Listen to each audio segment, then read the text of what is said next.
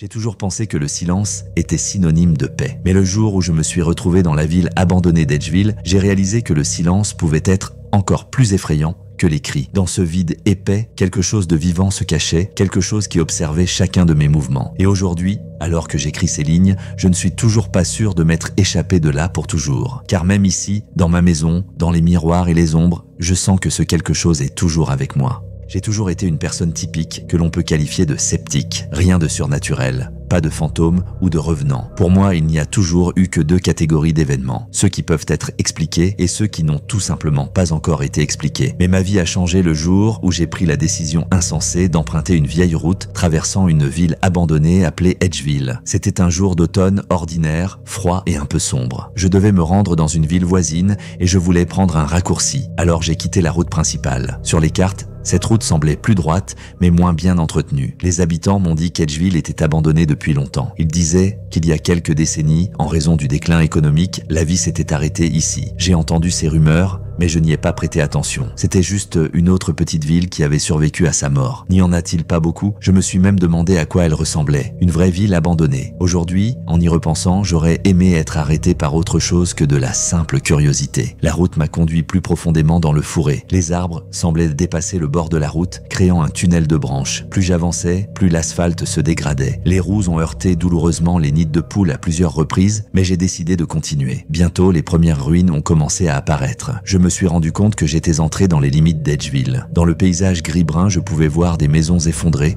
et des trottoirs envahis par les mauvaises herbes. Il semblait que le temps s'était arrêté ici depuis des décennies. Tout avait l'air mort. Même la nature environnante semblait étouffée. Seul le hurlement sourd du vent entre les fenêtres vides me rappelait que cet endroit existait encore. Ma voiture s'est arrêtée à côté d'un vieux panneau qui disait « Bienvenue à Edgeville ». La peinture était décolorée, les lettres usées. J'ai souri. Cela semblait être une aventure amusante. Mais je ne savais pas ce qui m'attendait. Pourquoi me suis-je retrouvé sur cette route? Tout a commencé lorsque mon ami Marc a suggéré que nous allions passer un week-end à Lakewood. Il m'a dit que ce serait un bon moyen d'échapper à la routine. Mais comme toujours, le destin avait ses propres plans. À la dernière minute, la voiture de Marc est tombée en panne et nous avons décidé que j'irais seul. Il semble que cette décision aurait dû être le premier avertissement. J'ai vérifié soigneusement la carte et je me suis préparé au voyage. Je savais qu'il y avait une route principale, mais elle prenait plus de temps. Alors, j'ai cherché des alternatives. C'est alors que j'ai vu pour la première fois la route qui passait par Edgeville. Elle était indiquée comme une route secondaire sur la carte, mais elle menait directement à ma destination. Qu'est-ce qui aurait pu mal tourner? Quant à Edgeville, je n'en savais pas grand-chose, c'était un petit centre industriel. Mais après la fermeture de l'usine principale, la ville s'est rapidement vidée. Les rumeurs allaient bon train. Certains disaient qu'il ne restait que quelques excentriques qui ne voulaient pas partir. D'autres évoquaient des disparitions mystérieuses qui se seraient produites ces dernières années. Mais j'étais réaliste. Les gens inventent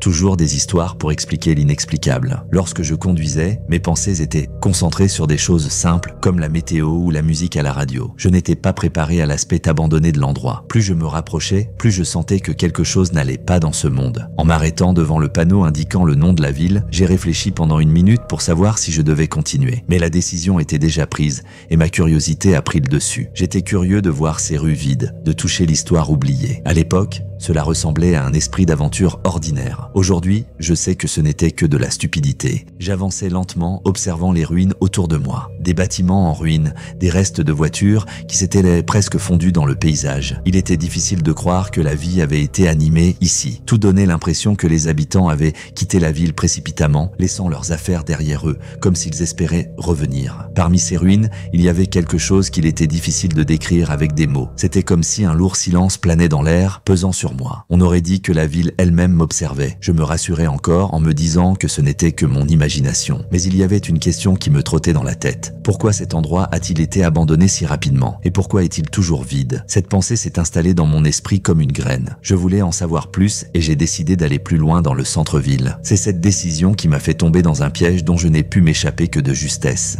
Je roulais lentement. Sous les roues de ma voiture, l'asphalte se transformait peu à peu en béton fissuré, puis en un sol dur mêlé de gravier. La route était étroite, m'obligeant à me concentrer pour éviter les nombreux nids de poules. Les ruines étaient de plus en plus grandes et leur forme n'était pas naturelle. On aurait dit que ces maisons avaient été construites dans l'intention de provoquer l'angoisse. Les angles étaient faux, les fenêtres étaient vides, comme des trous dans des crânes. Puis en plein centre de la ville, j'ai vu la place. Elle était vide, à l'exception d'une vieille fontaine depuis longtemps asséchée. Autour d'elle, il y avait plusieurs bâtiments abandonnés. Parmi eux se distinguait un grand magasin aux vitres brisées. J'ai garé la voiture, coupé le moteur et me suis assis en silence pendant 1 minute. Ce silence était différent, plus épais, presque assourdissant. Pas d'oiseaux, pas de bruissement de feuilles, pas même le vent, seulement mon cœur qui battait maintenant un peu plus vite. Je suis sorti de la voiture, l'air était gelé, humide et dégageait une étrange odeur de renfermé. À plusieurs reprises, j'ai entendu mes propres pas résonner si fort que toute la ville semblait s'en faire l'écho. J'ai décidé de faire le tour de la place et de prendre quelques photos. Si j'avais su que ce serait mon erreur, je serais resté dans la voiture. Je me suis approché d'un grand magasin, il y avait une affiche sur la porte, autrefois lumineuse et maintenant presque blanche, usée par le temps. J'ai poussé la porte. Elle a cédé, grinçant si fort que j'ai involontairement retenu mon souffle. Il faisait sombre à l'intérieur,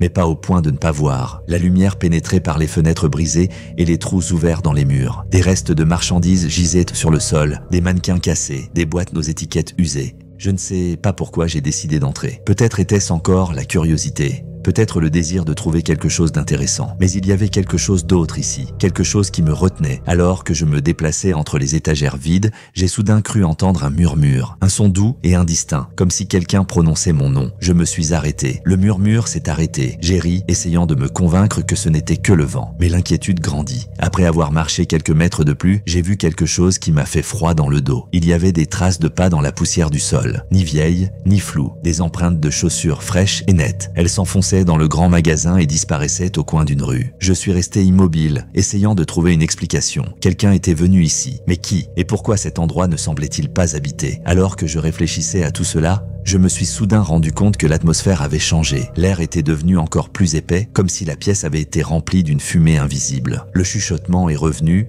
mais il ne ressemblait plus à celui du vent. C'étaient des mots individuels, indistincts, mais assurément humains. Je ne pouvais pas les comprendre, mais ils se rapprochaient. Mon cœur battait la chamade et mes jambes commençaient à être lourdes. Je me suis retourné pour retourner à la voiture, mais j'ai vu quelque chose qui m'a complètement paralysé. Un bras est apparu sur un mannequin allongé sur le sol à quelques mètres de là. Il semblait plié à un angle étrange, comme si quelqu'un que je ne pouvais pas voir le tirait de derrière une étagère. Les doigts bougeaient lentement. J'ai couru aussi vite que j'ai pu vers la sortie. Ma respiration était saccadée. Je n'arrivais pas à savoir si c'était la peur ou l'étouffement dû à l'air qui semblait m'arracher la vie. Lorsque j'ai couru sur la place, la lumière du soleil semblait si vive que j'étais presque aveugle. Mais je me suis rendu compte que c'était encore pire dehors. La voiture. Il n'y avait pas de voiture. Mon cœur s'est arrêté un instant lorsque j'ai vu que la voiture avait disparu. J'ai regardé l'espace vide où elle était censée se trouver et je n'ai pas compris comment cela avait pu se produire. Quelqu'un l'avait-il volée pendant que j'étais dans le grand magasin? Mais il n'aurait dû y avoir personne à cet endroit. Des pensées paniquées ont commencé à se bousculer dans ma tête. J'ai commencé à regarder rapidement autour de moi, à la recherche d'un signe de mouvement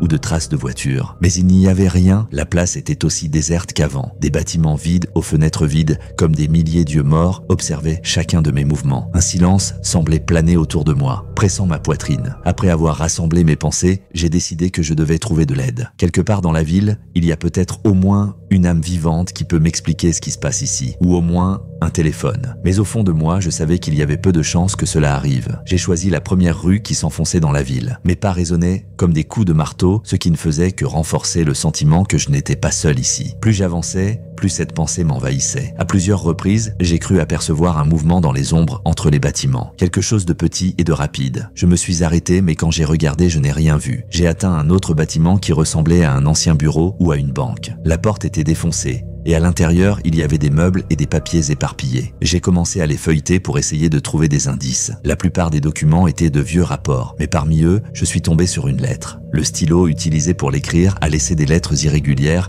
et nerveuses. Ils viennent la nuit, ils voient tout. Nous avons essayé de nous échapper, mais les routes sont fermées. Si vous lisez ceci, partez dès que possible. Ne vous fiez pas à ce que vous entendez. J'ai senti un frisson me parcourir l'échine. La lettre semblait réelle, mais je ne comprenais pas ce qu'elle disait. Que voulait dire « il » et pourquoi les routes étaient-elles fermées? Je me suis forcé à chasser ces pensées de ma tête. Peut-être n'étaient-elles que les vestiges de la panique des gens qui avaient quitté les lieux. Mais les mots « partez dès que possible » résonnaient maintenant dans mon esprit. Je suis sorti de la maison et j'ai continué à avancer. Le soleil se cachait peu à peu derrière l'horizon et la lumière devenait de plus en plus faible. La ville, qui avait semblé morte pendant la journée, commençait à s'animer. J'entendais de légers bruissements derrière moi, mais chaque fois que je me retournais, il n'y avait personne. Les fenêtres des bâtiments qui semblaient vides auparavant semblaient maintenant cacher quelque chose dans leur obscurité. Et c'est alors que je l'ai entendu à nouveau, le murmure. Mais maintenant, il n'était plus silencieux ou distant. C'était quelque chose de plus. Les mots semblaient provenir de quelqu'un qui se tenait à quelques mètres de moi, mais je ne pouvais pas voir de qui il s'agissait. Les chuchotements venaient de partout, me donnant l'impression d'être pris au piège. J'ai commencé à courir. Mes pieds m'ont emmené là où mon instinct me disait d'aller. J'avais l'impression de vouloir m'éloigner de ce bruit, de cette pression qui m'envahissait. Chaque pas était accompagné du sentiment que je m'enfonçais un peu plus dans le piège. Finalement,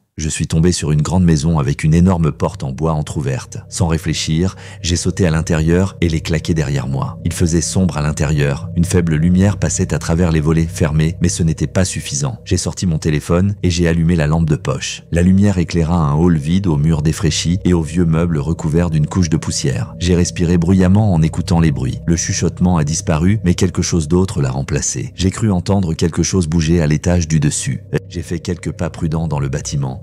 Puis un vieux lustre est tombé du plafond sur le sol, se brisant avec un tel fracas que j'ai failli crier. Le bruit de pas lourd est venu d'en haut. Quelqu'un était là-haut, ou quelque chose d'autre. Je devais décider ce que je devais faire. Rester ici ou essayer de trouver un moyen de sortir. Mais mon esprit connaissait déjà la réponse. Cet endroit était contre moi et je devais trouver un moyen de m'échapper. Le lustre se brisa dans un fracas épouvantable et les pas en provenance d'en haut se firent plus lourds. Ils s'approchèrent de l'escalier. Je suis resté en bas, paralysé par la peur, et j'ai écouté les bruits. C'étaient des pas lents et méthodiques qui résonnèrent dans les couloirs vides du bâtiment. Tout en moi me criait de courir, mais mes pieds semblaient collés au sol. Lorsque le premier pied est apparu sur la dernière marche, j'ai compris que je ne pouvais plus attendre. C'était un pied lourd, recouvert d'un tissu sale qui ressemblait à un vieux chiffon. Puis le deuxième est apparu, mais ce qui arrivait au coin de la rue n'était même pas humain. Il avait une forme humaine, mais il se déplaçait comme si ses os étaient tordus. Sa tête était inclinée sur le côté à un angle peu naturel, et ses orbites vides me regardaient droit dans les yeux. Je ne sais pas si c'était réel ou si mon esprit se désintégrait déjà sous l'effet de la peur. J'ai couru, mes jambes, qui avaient refusé d'obéir auparavant, travaillaient maintenant plus vite que jamais. Les couloirs de la maison semblaient interminables. Chaque porte que j'essayais d'ouvrir était verrouillée ou bloquée. Derrière moi, j'entendais la créature qui me poursuivait. Ses pas se rapprochaient, plus rapides, mais irréguliers, comme si elle sautait ou traînait quelque chose de lourd. J'ai couru dans une petite pièce qui était la seule ouverte. C'était la cuisine. Les meubles étaient cassés et la fenêtre était recouverte d'épaisses planches de bois. Je me suis retourné et j'ai vu sa tête apparaître dans l'embrasure de la porte. Je saisis la première chose qui me vint à l'esprit, un couteau rouillé qui traînait sur la table. Alors que la créature avançait lentement à l'intérieur, j'ai fait la dernière chose que je pouvais faire. Je me suis précipité et je l'ai poignardé dans ce qui était censé être sa poitrine. La lame s'est enfoncée facilement, comme si le corps était fait de rien. Mais la créature ne s'est pas arrêtée. Elle a juste émis un son comme une lourde expiration et maintenant, elle semblait encore plus proche. J'ai reculé et mes mains ont touché une petite armoire. J'en ai sorti quelque chose de lourd, un tuyau de fer. J'ai frappé la créature avec et cela a semblé l'arrêter pendant une seconde. J'en ai profité pour courir jusqu'à la porte. Cette fois, je n'ai pas regardé en arrière. J'ai couru dans les couloirs sans réfléchir, sans regarder ce qui m'entourait. La seule chose qui comptait était de trouver une sortie. J'ai fini par trouver la porte d'entrée. Elle était fermée de l'intérieur par un gros verrou que j'ai rapidement écarté. La porte a cédé et je me suis envolé. La nuit recouvrait la ville. Les ténèbres étaient si épaisses qu'il semblait que le monde entier avait disparu. Je savais que je ne pouvais pas rester près de la maison, alors j'ai couru vers l'endroit où je pensais que se trouvait la place. Mon corps fonctionnait par instinct de survie. Mes jambes bougeaient toutes seules, même si mes poumons brûlaient déjà. Quand j'ai atteint la place, j'ai vu une lumière. Elle était faible, vacillante, comme la lumière d'une lanterne. J'ai couru vers elle. C'était ma voiture. Les phares étaient allumés, les portes étaient ouvertes, le moteur tournait. Je n'avais aucune idée de la façon dont cela avait pu se produire. J'ai sauté dans la voiture, j'ai claqué la portière et j'ai appuyé sur l'accélérateur. La route était devant moi, mais elle n'avait pas la même apparence qu'avant. Elle semblait plus étroite, plus sombre, presque étouffante. J'ai roulé aussi vite que possible sans regarder derrière moi, même si j'avais l'impression que quelque chose m'observait. Les phares de la voiture n'éclairaient que quelques mètres devant moi, mais c'était suffisant pour voir que je m'éloignais de la ville. Quelques minutes plus tard, je suis entré sur l'autoroute. Tout ce qui m'entoure est redevenu familier. La route, les arbres, le ciel nocturne. Mais lorsque j'ai regardé dans le rétroviseur, j'ai vu quelque chose qui m'a presque fait m'arrêter. À l'horizon, là où devait se trouver la ville,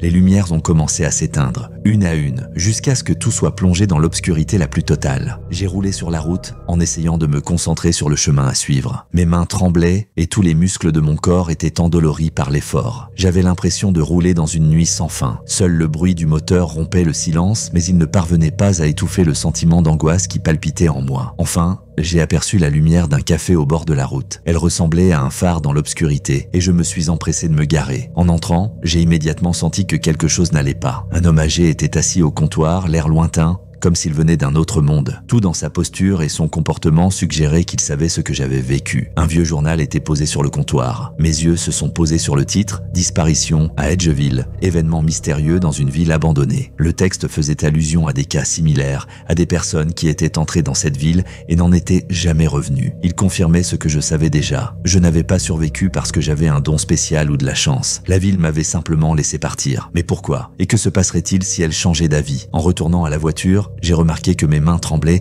plus qu'avant. Ce n'était pas de l'épuisement physique, mais une peur qui n'avait pas disparu. Le voyage de retour m'a semblé plus long que prévu. Chaque ombre, chaque bruit me faisait frémir. Je continuais à regarder dans le rétroviseur, même si j'avais peur de ce que je pourrais y voir. Peu avant l'aube, lorsque je me suis arrêté à un feu rouge, j'ai senti les poils de ma nuque se dresser. Dans mon rétroviseur, j'ai vu une silhouette. Elle se tenait sur la route, immobile, dans l'obscurité absolue. Mais il me semblait qu'elle me regardait directement. Je me suis retourné, m'attendant à la voir derrière moi. Mais il n'y avait qu'une route vide. Le feu est passé au vert et j'ai appuyé sur l'accélérateur sans même réfléchir. Ma seule pensée était de continuer à avancer, de ne pas m'arrêter, de ne pas regarder en arrière. Lorsque je suis enfin arrivé chez moi, j'ai fermé la porte et vérifié tous les verrous. Mais la peur n'a pas disparu. J'avais l'impression que quelque chose était encore là. Toute la nuit, je suis restée assise dans l'obscurité, regardant par les fenêtres, à l'affût du moindre bruit. Chaque ombre sur le mur ressemblait à quelque chose de vivant. Chaque bruissement semblait être la preuve que je n'étais pas seul. Aujourd'hui, alors que j'essaie d'écrire ces lignes, je sens encore les yeux braqués sur moi. Même dans l'environnement familier de ma maison, les miroirs semblent dangereux. Ils laissent entendre silencieusement que l'on peut y voir autre chose que son reflet. Je ne peux pas expliquer ce qui s'est passé à Edgeville.